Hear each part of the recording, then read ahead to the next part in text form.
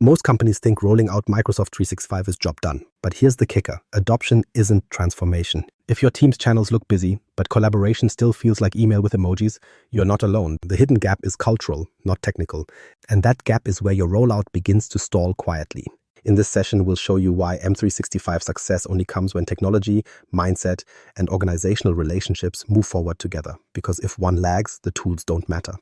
So, is your M365 rollout quietly failing, son? The hidden trap of we already rolled out M365. Most leaders assume that because Microsoft 365 is rolled out, the real work is done. The licenses are active, Teams is live, and SharePoint sites are online. From an IT dashboard, the numbers look strong, logins are up, storage usage keeps climbing, and graphs show adoption rising every single month. On paper, it looks like success, but is it? That's the trap many organizations fall into. Equating deployment with transformation feels natural because the measurable side of a rollout is easy to track. The messy human side is harder to capture and often gets ignored. Think about it. When Teams first launched in your company, usage exploded. Channels popped up overnight, conversations flowed, and files landed in shared spaces instead of inboxes. From a surface view, it looked like people had embraced a new collaborative environment. But if you ask those same people how it felt, many quietly admitted it was overwhelming. Conversations scattered, decision-making stayed the same, and the collaboration culture everyone hoped for never quite clicked. What you had was activity, but not necessarily progress. There's a story from a manufacturing company that illustrates this perfectly. Their IT department proudly reported strong adoption numbers, Teams active daily, SharePoint libraries filled with documents, and employees accessing company portals regularly. Leadership praised the IT staff for a successful transformation. Yet, HR surveys painted a very different picture. Users felt they were wasting more time than before, struggling to locate current information, and drowning in overlapping sites. The rollout checked every technical box, but employees were frustrated and productivity gains never appeared. This disconnect isn't rare, it's almost the norm. The easiest way to explain it is through an analogy. Rolling out Microsoft 365 without cultural change is like buying a home gym. You can unpack all the equipment, pay for the subscription, and even set up a routine in an app. But until you consistently integrate that workout into your life, nothing changes in your health. The presence of the tool doesn't guarantee results. M365 is the same. Owning Teams or Viva doesn't make a company collaborative. Usage data only tells you that someone clicked the login button. It doesn't show if they found value or if they quietly went back to old habits. This is why looking at technical adoption stats can be misleading. A company may proudly announce 90% of employees use Teams daily, but ask those employees what they actually do and you'll hear a different story. Some only join scheduled calls. Others keep a chat thread with their department but never engage beyond that. Actual engagement, measured through depth of collaboration, innovation in workflows, and improved decision-making, tells a very different story than raw usage numbers. The fact that someone logged in doesn't mean their working habits actually changed. And here's the tension. Behavior doesn't shift just because a new button appears on the ribbon. A culture that relied on email doesn't magically transform into a dynamic, transparent collaboration model overnight. Pressuring staff with mandatory Teams channels or scripted intranet check-ins often backfires, making the change feel like an additional burden rather than a better way to work. This is where so many rollouts falter. They underestimate how powerful habits and workplace norms can be. To bridge this gap, you need something more than rollout checklists. This is where the idea of a meta perspective comes in. Instead of looking at M365 as tasks to complete or tools to activate, it means zooming out and viewing the technology as part of a longer journey. Adoption is not about the switch from email to Teams or from file shares to SharePoint. It's about aligning these changes with how people relate, how leaders communicate, and how the business itself grows. Without that longer horizon and shared perspective, the rollout tops out at compliance, not transformation. That realization is the mini payoff here. Just because a tool is deployed doesn't mean it transformed your business. Rollout only signals the starting line, not the finish. Once leaders see this clearly, the conversation shifts away from usage reports toward building a culture that continuously evolves with the toolset. When that happens, Microsoft 365 is no longer just a suite of apps employees are told to use. It becomes an environment that reflects and reinforces how the company works together. And that's the point at which we stop asking if the rollout succeeded and start asking how M365 can grow as part of the organization itself. Which leads to the deeper question, what happens when we stop treating these apps as isolated tools and begin viewing them as a living system with culture baked right in? Why a meta perspective changes everything. What if the real game changer isn't the tools at all, but how far you zoom out to view them? Most organizations work with Microsoft 365 as if it were a set of software packages to deploy, install Teams, launch a SharePoint intranet, activate Viva, tick the boxes, send out the change emails, and consider the job complete. That's one way to look at it. The problem is that this perspective assumes value is created at the moment deployment ends. Yet, the actual story of collaboration, communication, and adoption stretches far beyond the finish line of a project plan. The tools are just the beginning. The real question is how they evolve inside the company over years, not months. If we approach M365 only through operational rollouts, the horizon stays short. The logic behind project plans is to declare victory once the tools are live. But culture doesn't run on technical deadlines. Employees don't suddenly alter how they cooperate just because a new site or channel exists. Habits take time, leadership support has to be sustained, and systems require ongoing refinement. When companies stop at launch, they effectively freeze innovation at the point of deployment. What starts as momentum quickly flattens into routine. And this is where tension builds. In most companies, IT aims to be efficient, stable logins, clean audits, and smooth integrations. Leadership has a different lens, often centered on growth, innovation, and shaping the organization's future. Meanwhile, users are thinking about something else entirely. They simply want to get their work done without extra friction added to their day.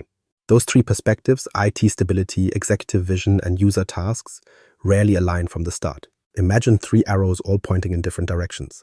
Even if each arrow individually looks correct, the overall force doesn't move the business forward. It creates drag, not velocity. In practical terms, that's why intranets stall, Teams channels sprawl, and employees drift back into old habits. Each group thinks it is contributing to transformation, but because the vectors don't overlap, everyone ends up pulling against one another. It sees adoption, leadership sees stalled innovation, and staff feel more burdened than supported. The lack of coherence is rarely recognized because every team points to its own metrics of success. The friction only becomes clear once people admit that collaboration hasn't improved and decisions still feel bogged down. Consider the experience of ST Extruded Products Germany. Their M365 journey didn't reveal its real shape in the first year or even in the second. It was only after 5 years of ongoing work that patterns came into focus. They realized that progress wasn't about perfecting teams or squeezing SharePoint into a glossy intranet template. It was about seeing the entire system as one living environment where IT, business goals, and daily user needs had to fit together. The whole perspective made individual frustrations start to make sense. Small inefficiencies weren't isolated failures. They were signals of a deeper need to treat the platform as a continuous development process. And this is the critical shift. Once you recognize Microsoft 365 as a long horizon journey, every decision changes. Instead of chasing quick deployments, you think about the phases of user confidence, leadership commitment, and cultural reinforcement over years. A team may not adopt Viva Insights the first year, but if the strategy considers how employee experience evolves, the tool has room to take root later. Rollouts stop being endpoints and instead become milestones in a longer arc of change. The ongoing nature of collaboration means the finish line never appears, which is frustrating if you want closure, but powerful if you want lasting transformation. So what happens when you treat M365 development as continuous instead of finite? You begin to align IT reliability with leadership vision and employee needs in ways that reinforce one another. Those three arrows don't point in separate directions anymore. They start moving together.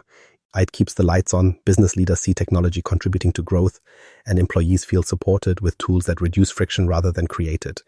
That alignment doesn't just protect the investment in Microsoft 365, it maximizes it over time. This is what we mean by a meta perspective. It's not just zooming out to a larger picture, but holding that picture steady over a long period, so short-term clashes get absorbed into a bigger trajectory. The purpose isn't to manage tools one by one, but to shape an ecosystem where people, goals, and collaboration patterns gradually synchronize. That synchronization doesn't reveal itself overnight, but once underway, it reshapes how the company thinks about technology in general. And that brings us to the next layer of the story. When platforms like SharePoint or Viva stop being just technical containers for information and instead become touchpoints of culture that influence how people connect, learn, and build trust inside the company. SharePoint, Viva, and the aha moments. Ever built an intranet that looked polished, had all the corporate branding in place, maybe even a slick homepage banner, only to discover a month later that hardly anyone was using it? That's the exact frustration many organizations run into with SharePoint and Viva. The tech team builds carefully, leadership signs off proudly, but when employees open it up, the excitement fades fast. At ST Extruded Products, that scenario played out almost step by step. The structure made perfect sense in design workshops, but once it landed in the hands of staff, cracks became obvious within weeks. The biggest stumbling block wasn't the platform itself, but the mismatch between what IT thought employees needed and what workers actually cared about. Navigation was heavy, hierarchy was complex, and the whole thing felt like yet another layer people had to wrangle instead of a place that made their work easier. Ownership was also fuzzy. Who updates this section? Who archives that document? Instead of empowering employees, the intranet unintentionally made decisions harder. Several people described the experience like opening a file cabinet that was already too full. Everything technically existed, but finding the one piece of information you needed took energy most workers didn't have to spare. The team assumed that employees wanted dedicated pages for every department and detailed announcements published in a formal layout. What came through quickly in user feedback was the opposite. People didn't want endless static pages. They wanted conversations. They wanted places where questions could be asked and answered openly, where updates were not just read only, but part of a flow. That was the first big aha moment. And instead of investing more into a glossy homepage, the real need was simplifying conversations so they felt like part of actual work. This disconnect is common. Organizations love the idea of a central intranet, but underestimate just how much design choices affect engagement. If one extra click stands between an employee and information they need daily, adoption drops instantly. Research on intranet usage consistently shows that complexity kills momentum. Employees stick when a site feels natural to their workflow, when there's clear ownership of content, and when updates mirror the rhythms of how teams already share knowledge. In other words, the more digital spaces feel like human behavior, the more likely they are to thrive. At ST Extruded Products, course correction only happened once they started testing directly with staff instead of assuming what they needed. As employees began voicing frustration, leadership and IT shifted strategy and pivoted to aligning the intranet with actual work habits. One team realized that weekly updates buried deep in a corporate news page weren't being read. When those same updates were surfaced in simpler feeds and tied to Viva dashboards, readership spiked instantly. That was another aha moment. Value didn't come from perfect formatting, it came from cutting friction. This is also where the role of Viva turned out to be eye-opening. Originally seen as an add-on, it emerged as a way to bridge the emotional and cultural gap.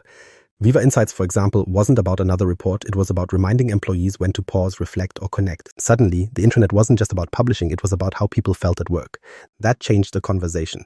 SharePoint moved from being a static storage site to becoming a backbone where communication felt alive, while Viva added the connective tissue that supported culture and balance. Framing these platforms as cultural infrastructure instead of publishing tools flipped expectations. Rather than measuring success through numbers of pages or documents uploaded, success started to look like whether people trusted the space as reliable, whether they went there first when they needed clarity, and whether they felt comfortable sharing openly. The intranet transformed from a digital shelf gathering dust to a genuine living space where collaboration practices were shaped daily. To achieve this transformation required iteration. Every round of feedback highlighted something different. Some tweaks worked, some didn't.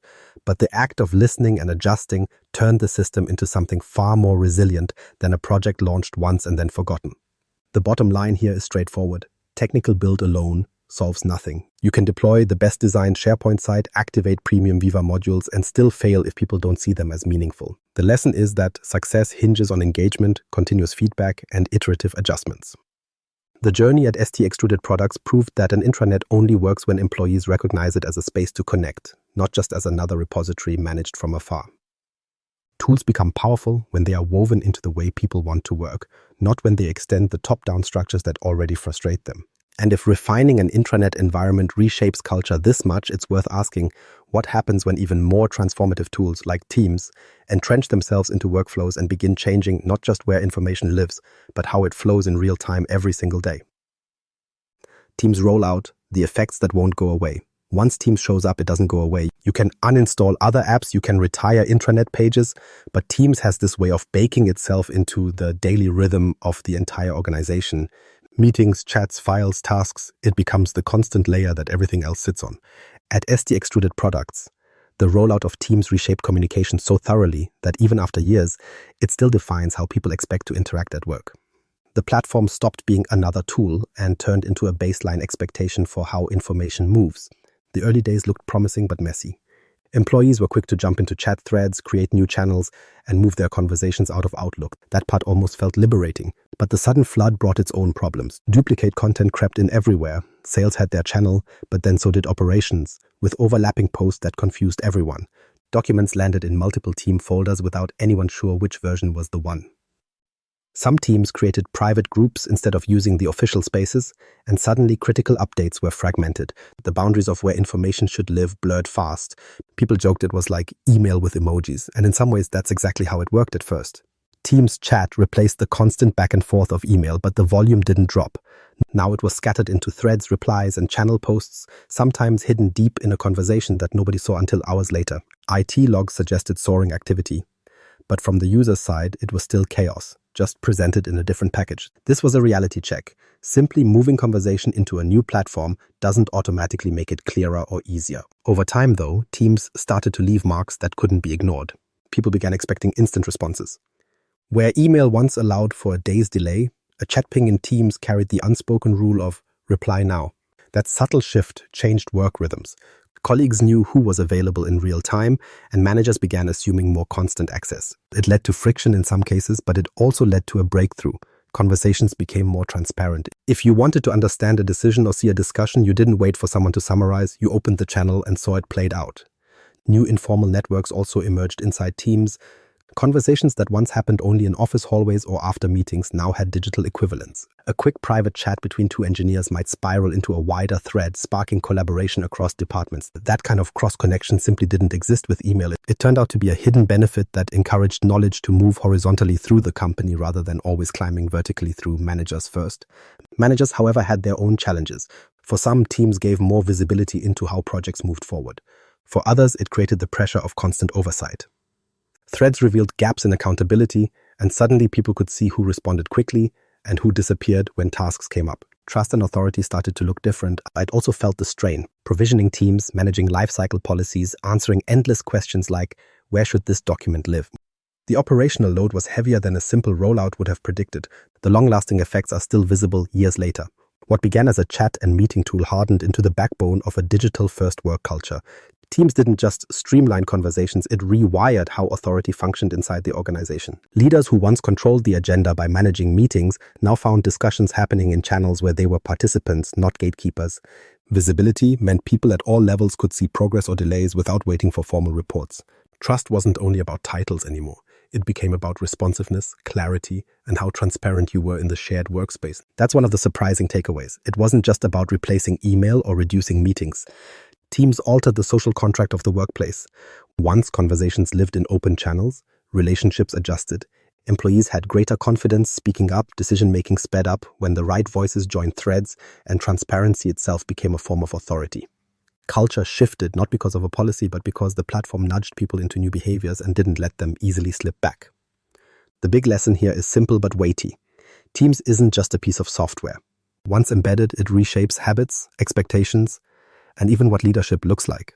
The tool rewires culture not by instruction, but by how it structures daily interaction. That's why its effects don't fade with time. They only deepen as people internalize its rhythms. And if one collaboration tool can change culture this profoundly, it raises the next question. As organizations start experimenting with artificial intelligence layered on top of M365, what kind of cultural rewiring should we expect there? The human factor, attitude, relationships, and the AI future. The secret? It's not in the code, it's in the culture. When companies wonder why their shiny new platform isn't producing better teamwork, the answer usually has nothing to do with missing features. It almost always comes down to mindsets, habits, and relationships. You can roll out the slickest internal portal in the world, but if employees don't trust that what they find is reliable, they will still lean on old networks and side conversations. Culture shapes behavior, and without addressing it, technology alone can only scratch the surface. Many organizations confuse tool proficiency with transformation. They invest heavily in training sessions about how to navigate SharePoint, how to create Teams channels, or how to use Viva dashboards. Employees complete the modules, know where to click, and technically know how the system works. But knowing how to click through a menu isn't the same as believing the system is worth engaging with. That second part, the emotional adoption, is often overlooked. If staff don't see a reason to move their critical work inside the platform, they'll stick with email, calls, or even personal workarounds. Technology explains the how, but culture answers the why. Think about it like driving a car. It can give meticulous training on how to operate the engine, the brakes, and the dashboard controls. They can even test to make sure employees are certified drivers in the new environment. But none of that decides where people will drive. A workplace full of trained drivers might still have everyone sitting in the parking lot if trust and clarity about the destination are missing. Without leadership actively guiding how the tool contributes to purpose, employees default to the roads they already know best, even if they're less efficient. The experience of ST Extruded Products is worth pausing on here. Their rollout worked not because of perfect technical steps, but because leadership attitude set the tone. When managers showed consistent support, explained why changes mattered, and modeled usage themselves, employees picked up the behaviors more readily. There was less resistance, not because policies demanded it, but because trust in the leadership message gave credibility to the shift. Contrast that with companies where managers quietly bypass the new tools or only demand compliance from their teams without engaging themselves. In those environments, no amount of training sticks. Attitude from the top can accelerate adoption or stall it flat. And this is where the parallel to AI adoption becomes clear. We are on the edge of similar narratives with artificial intelligence tools being woven into the Microsoft 365 ecosystem. AI promises efficiency gains, smarter insights, and reduced manual tasks, but only if people actually trust and use it.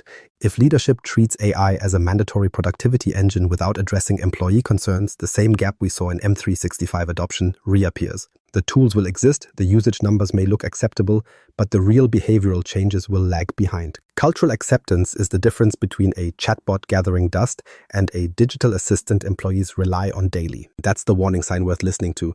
If trust, mindset, and culture aren't aligned, the rollout of AI will repeat the same cycle we've already seen. Excitement from IT, pressure from management, and lukewarm follow-through from users.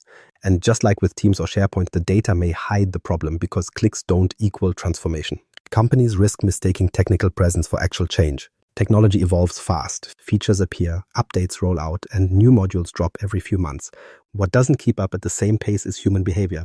Teams need time to settle into routines, people need proof that their input matters, and relationships need to adjust so collaboration feels natural rather than forced. Sustainable transformation happens when technology, people, and culture advance together. Leave one out, and the other two can't carry the load for long. That triad is the real measure of digital maturity.